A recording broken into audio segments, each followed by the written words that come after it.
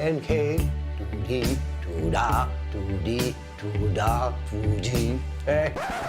E che lo borgoa bondrahe, tudi, tuda, e Hervé Villard.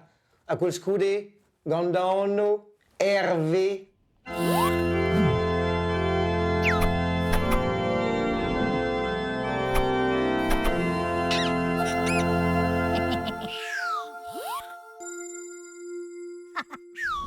Penons, scrivan ton kensim, gant an anno egise.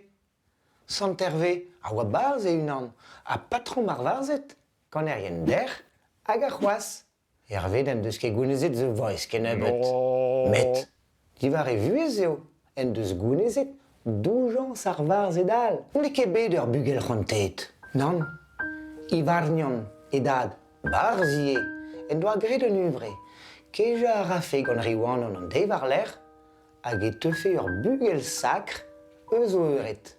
Setu penans e timez jont ep kaout an dister ar c'hoant den ober. Riwanon dipitet ar c'holennas ne velfe ket e mab goulout twellus ar betse. Hag e friet da ouspenna, gant ma velos plander an avou dija, ne vo ket fall. A dispartiet kerken. Evel just Hervé a c'hannas dal.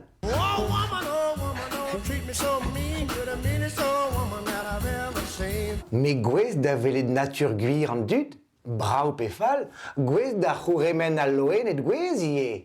En deiz, et ur bleiz, da zrebi an azen a chikoure eion la labourat an douar. Hervé, a bakaz ar bleiz, hag a lakaz an eant ober tout a labour a vez egret gant an azen a roz. Tremenet un deus ur visiol, pel deus perlez ar show business, ur belek konjurer e oa. 15 000 da doul, Lucifer. N'en deus ket fivet.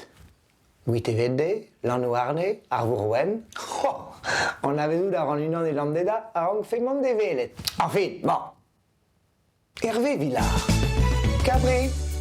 Meus ket me. Ne ket fall. Men ne dalvezo jamais ar c'hantik beskrivet gant san Hervé. Chechuch pegen braj vech, plija du ronene. Allez, soñj an ar bat.